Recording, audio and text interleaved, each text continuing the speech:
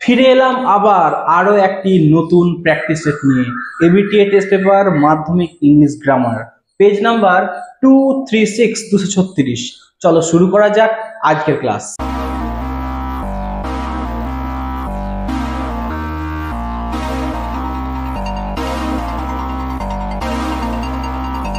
প্রথমেই দেখে নেব আমরা সঠিক verb form choose. Rama saw a parrot sitting, এটা হচ্ছে প্রেজেন্ট পার্টিসিপল, অর্থাৎ একটি পাখি বসে আছে on the veranda. Her mother dash then, তার মা তখন রান্না করছিল, তাহলে was cooking past continuous tense. She dash her mother, সে তার মাকে ডাকলো, she called her mother past indefinite tense. Next হচ্ছে আর্টিকেল এন্ড প্রিপোজিশন।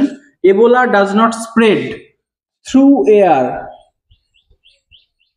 এখানে ইন করলেও হবে, থ্রুও হবে, ইনও হবে। Air like flu, contact of fluid is necessary. The first victim of Ebola was a 22-year-old baby died in southeastern Guinea on December 6, 2015. তো এই গেল আমাদের প্রিপোজিশন এন্ড আর্টিকেল। এবার আসছে আমাদের do as directed. The poem is too simple to need an explanation, negative করতে বলেছে, so that দিয়ে করতে হবে। তাহলে অ্যানসারটা হবে the poem is so simple that it does not need an explanation. Next, narration change রয়েছে, interrogative WS যুক্ত। Father said to me, father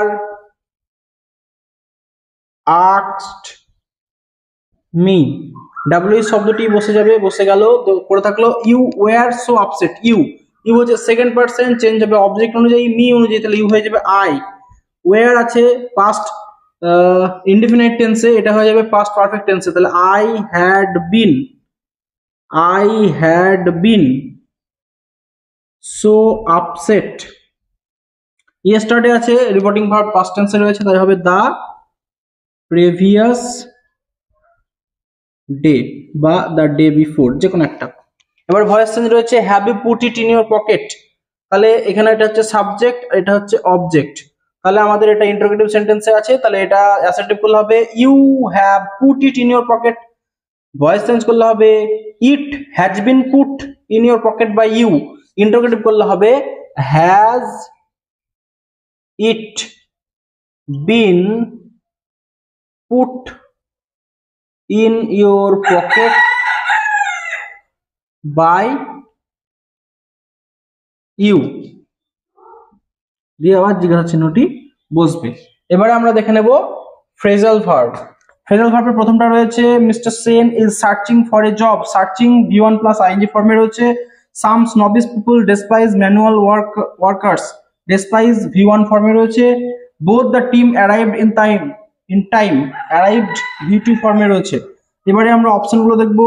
look down upon মানে হলো ঘৃণা করা, টার্ন আপ মানে হচ্ছে হাজির হওয়া, টার্ন ডাউন মানে হলো প্রত্যাখ্যান করা বা অস্বীকার করা, লুক ফর মানে হলো খোঁজা।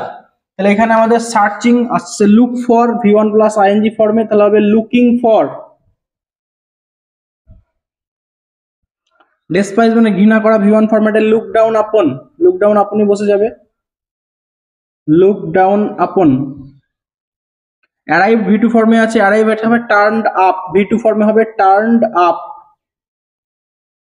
তো এই গেল আমাদের আজকের প্রশ্নের আলোচনা।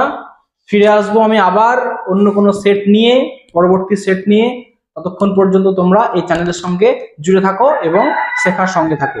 চলো আজকের পর্যন্ত ক্লাস এই পর্যন্তই, দেখা হচ্ছে আবার পরের ভিডিওতে।